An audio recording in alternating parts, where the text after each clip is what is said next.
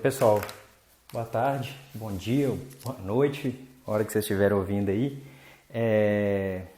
Nós vamos tentar aí continuar essa aula nossa aqui de introdução à quântica, tá certo? Já teve 2 vídeos que a gente está continuando aí a estudar o Griffiths. Tá bem improvisado, vocês estão vendo, tá bem improvisado, mas é um método que a gente conseguiu ver para tentar acelerar um pouquinho nessa turma nossa o conteúdo dessa disciplina, para depois a gente ter um pouquinho mais de espaço aí. Eu mantive aqui um cartaz aqui com os postulados, que toda aula eu falo, e não ia ter muito espaço, como improvisei o quadro aqui. Pode ser que aconteça alguns latidos aí, alguns choros de bebê, porque eu estou em casa, mas beleza, a gente vai tentar aqui, tá certo? E eu estou de fone porque foi um jeito que eu tentei ver para a gente conseguir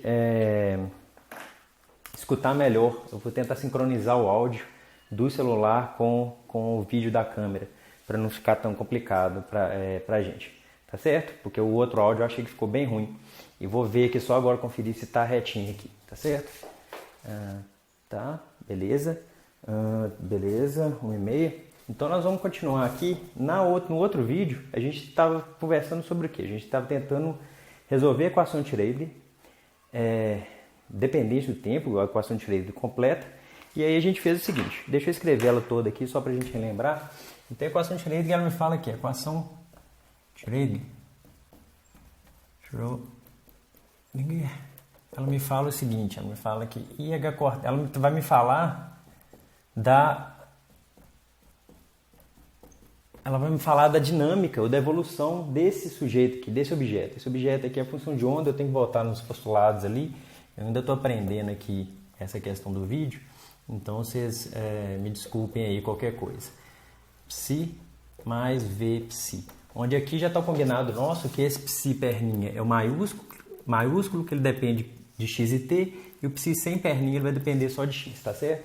Só voltando aqui nos postulados, eu falei que ia começar, esqueci, perdão. Os postulados de mecânica quântica, a gente está tratando os postulados de uma forma tipo do Cohen, na interpretação padrão de Copenhague da mecânica quântica, onde ela te diz o seguinte, que no postulado 1 ela vai te contar onde que está toda a informação do sistema. Aqui eu já coloquei a função de onda em 3 dimensões, ou o vetor de estado, mais para frente a gente vai ver essa parte mais rigorosa de álgebra linear.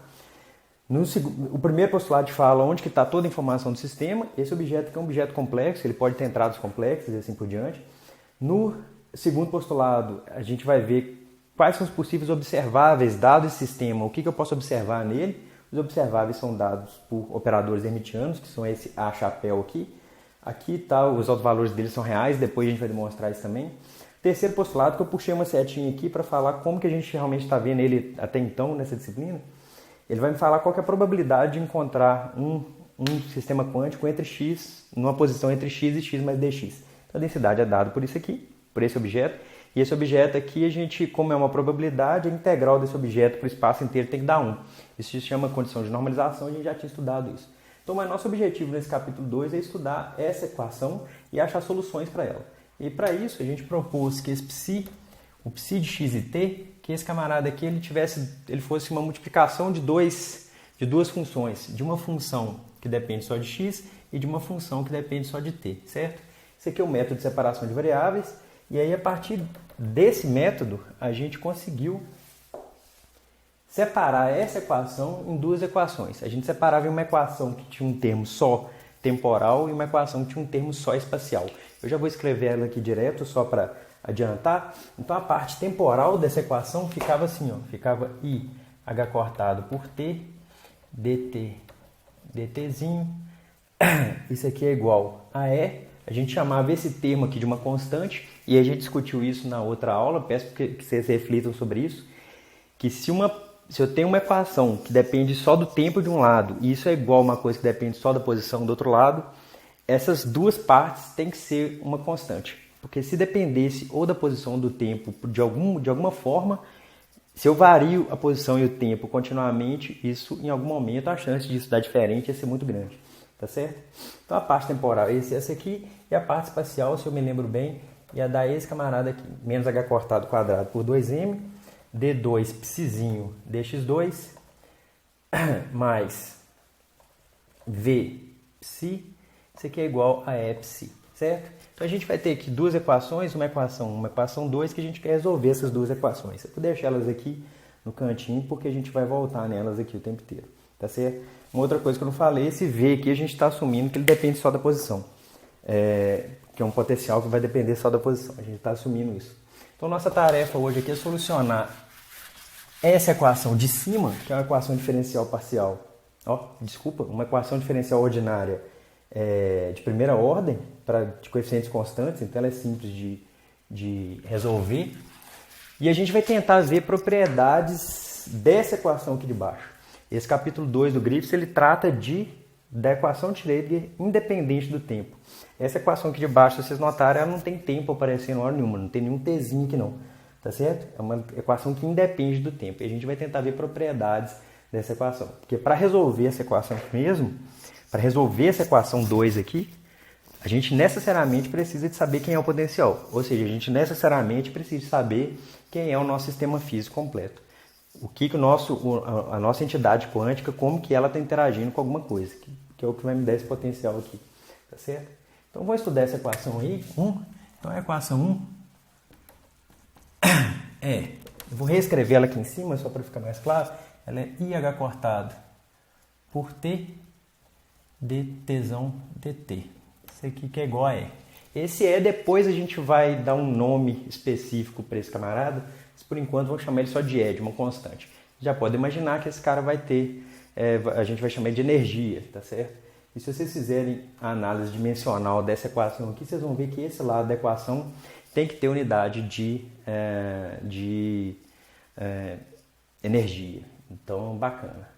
Então, para solucionar isso aí, a gente pode integrar dos dois lados aqui no tempo, ou fazer aquela gambiarra, passa o tempo para cá e integra, tá certo? Mas a solução desse camarada aí, a gente sabe que é um T de Tzinho, isso aqui é igual a E, a exponencial, vou escrever aqui completo, de menos I E por H cortado T, certo? Onde aqui eu já assumi que o tempo inicial seria o tempo zero, e alguém pode me perguntar assim, Léo, mas só que falta uma constante aqui, né? Porque isso aqui seria uma constante multiplicando essa exponencial. Essa constante a gente vai absorver nesse psi aqui, tá certo? Como o meu psi grande lá, de x e t, era o psi de x vezes o t de t, certo? Deixa eu ver se esse tzinho que tá dando para enxergar, eu acho que tá. Deixa eu dar um zoomzinho a mais aqui. Aí, ó, bacana. Desculpa aí.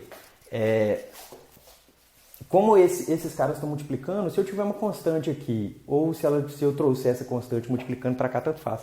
Então a gente vai deixar para normalizar esse psi aqui, que isso traz traz alguma facilidade para a gente, tá certo? Então beleza. Minha função no tempo, a parte que depende do tempo da minha solução da equação de Schrödinger é essa aqui. Bacana. Simplesinho, então pronto. Então assim, a solução da equação de Schrödinger então, um psi grande, aquele psi perninha de x e t, isso aqui vai ser o psi de x vezes o t de t, que a gente já encontrou, inclusive, vezes E a menos I ET por H cortado. Então, essa aqui é a solução da minha equação de Schrödinger. Como que a gente encontra esse psi de x? A gente não sabe responder ainda. A gente só vai saber encontrar esse psi de x a partir do momento que a gente identificar quem que é esse V aqui, quem que é esse potencial. E isso vai ficar para os próximos vídeos. A gente vai selecionar alguns potenciais, dados esses alguns potenciais, a gente vai solucionar a equação de Schrödinger independente do tempo, para a gente pegar essa solução aqui e plugar aqui em cima. Bacana, então por enquanto a gente poderia parar aí, mas, contudo, a gente pode descobrir algumas coisas com relação a essas soluções aqui, tá certo? A essas soluções e a equação de Schrödinger. Então vamos tentar ver essas propriedades das soluções dessa equação de Schrödinger. Eu vou apagar aqui, mas quem quiser pode dar um voltar aí, tá certo? Então vamos lá. Quantos minutos que já tem? Deixa eu ver aqui. Não, tá bacana. Então vamos lá. Então, chamar aqui de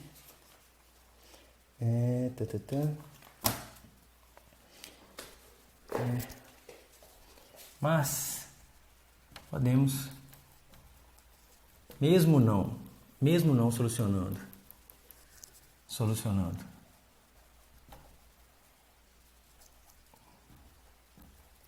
o termo, a equação 2, né, aqui embaixo, que é essa equação aqui embaixo. Então, mas podemos, mesmo não solucionando a equação número 2, encontrar algumas propriedades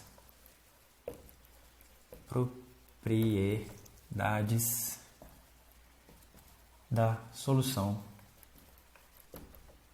psi perninha de x e t, que é igual a psi de x é a menos i é t por h cortado.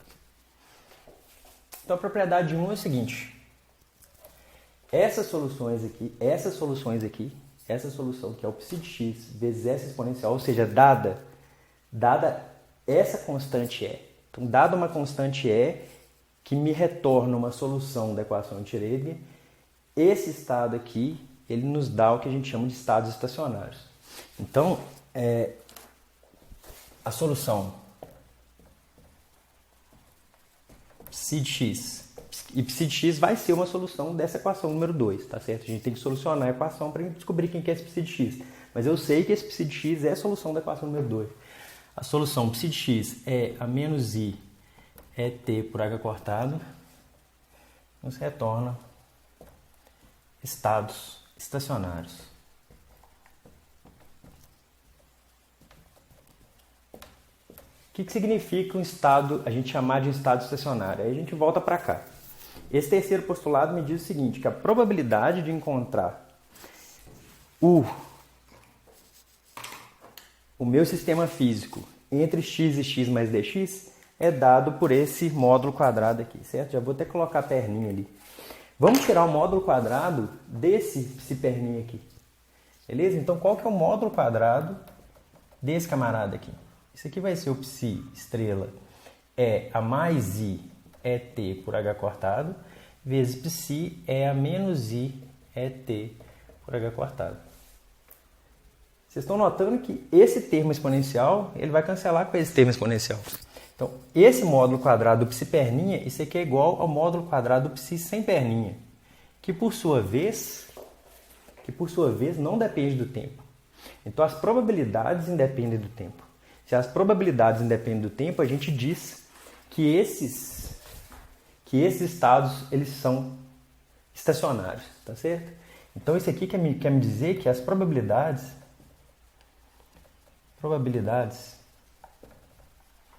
independem do tempo.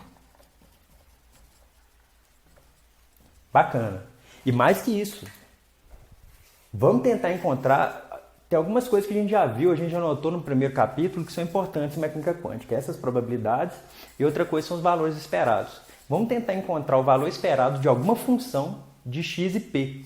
Por exemplo, energia, isso é tudo função de x e p. Energia, momento angular, momento linear e assim por diante. Então, vamos tentar encontrar o valor esperado de alguma função de x e p, da posição e do momento, certo? Vocês estão notando o seguinte, o que a gente fez aqui até agora foi isso aqui, ó. Foi encontrar essa solução, a gente não sabe quem que é o psi de x, mas a gente já está encontrando algumas coisas importantes com relação a essa solução. Primeiro, essa solução aqui nos retorna o que a gente chama de estados estacionários.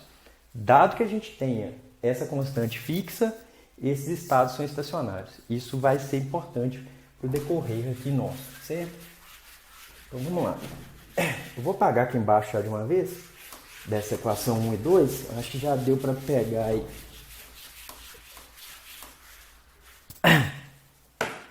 Então vamos lá. Então agora, além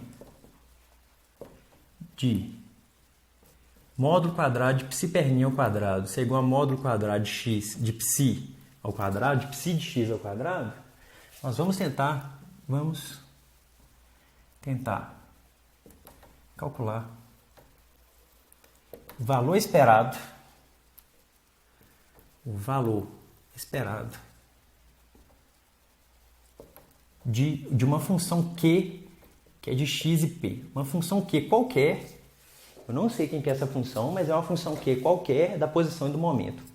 Então, sei lá, momento angular. Momento angular em mecânica clássica é R vec P, certo? É a posição, o deslocamento, o braço de alavanca vetorial com o momento. Então, é R vec P. Se a gente tem que o momento angular é R vec P, é uma função que pode ser escrita como... É uma função da posição e do momento. Então, eu consigo calcular o valor esperado do momento angular através daquela formuleta lá do capítulo 1. O valor esperado dessa função Q de x e p, a gente já tinha visto isso lá no capítulo 1. Isso aqui é a integral de menos infinito até infinito de psi estrela, certo? Psi perninha estrela. Esse Q de x